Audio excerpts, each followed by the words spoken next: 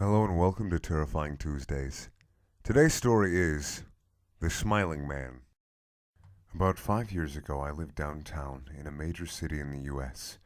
I've always been a night person, so I would often find myself bored after my roommate, who was decidedly not a night person, went to sleep.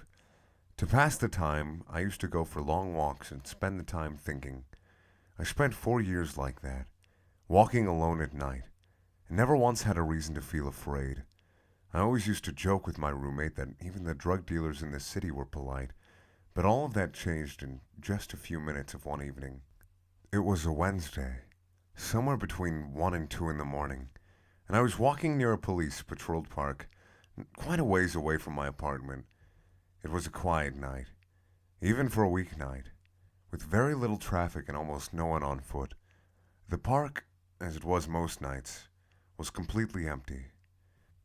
I turned down a short side street in order to loop back to my apartment when I first noticed him. At the far end of the street, on my side, was the silhouette of a man, dancing.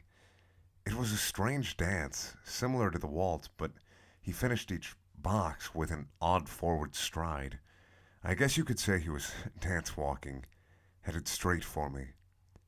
Deciding he was probably drunk, I stepped as close as I could to the road to give him the majority of the sidewalk to pass me by. The closer he got, the more I realized how gracefully he was moving. He was very tall and lanky, and wearing an old suit. He danced closer still, until I could make out his face. His eyes were open wide and wild, head tilted back slightly, looking off at the sky.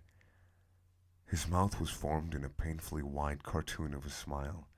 Between the eyes and the smile, I decided to cross the street before he danced any closer. I took my eyes off of him to cross the empty street.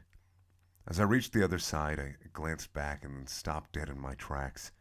He had stopped dancing and was standing with one foot in the street, perfectly parallel to me. He was facing me, but still looking skyward, smile still wide on his lips. I was completely and utterly unnerved by this. I started walking again, but kept my eyes on the man. He didn't move. Once I had put about a half a block between us, I turned away from him for a moment to watch the sidewalk in front of me. The street and sidewalk ahead of me were completely empty. Still unnerved, I looked back to where he had been standing to find him gone. For the briefest of moments, I felt relieved, until I noticed him. He had crossed the street, and was now slightly crouched down. I couldn't tell for sure due to the distance and the shadows, but I was certain he was facing me. I had looked away from him for no more than 10 seconds, so it was clear that he'd moved fast. I was so shocked that I stood there for some time staring at him. Then he started moving toward me again. He took giant, exaggerated tiptoed steps, as if he were a cartoon character sneaking up on someone, except he was moving very, very quietly.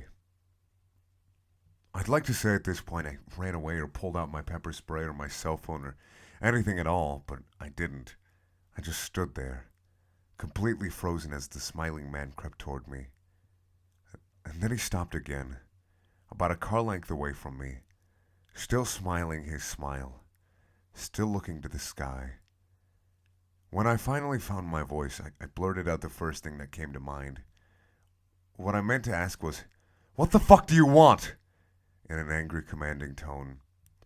What came out was a whimper. What, what the fuck? Regardless of whether or not humans can smell fear, they certainly can hear it. I heard it in my own voice, and that only made me more afraid. But he didn't react to it at all. He just stood there, smiling. And then, after what felt like forever, he turned around, very slowly, and started dance walking away. Just like that. Not wanting to turn my back to him again, I just watched him go, until he was far enough away to almost be out of sight. And then I realized something. He wasn't moving away anymore, nor was he dancing. I watched in horror as the distant shape of him grew larger and larger. He was coming back my way, and this time, he was running. I ran too. I ran until I was off the side of the road and back onto a better lit road with sparse traffic. Looking behind me then, he was nowhere to be found. The rest of the way home, I kept glancing over my shoulder, always expecting to see his stupid smile, but he was never there. I lived in that city for 6 months after that night, and I never went out for another walk. There was something about his face that always haunted me. He didn't look drunk. He didn't look high. He looked completely and utterly insane, and that's a very, very scary thing to see. Thank you for watching. Please check out my other videos. They're also things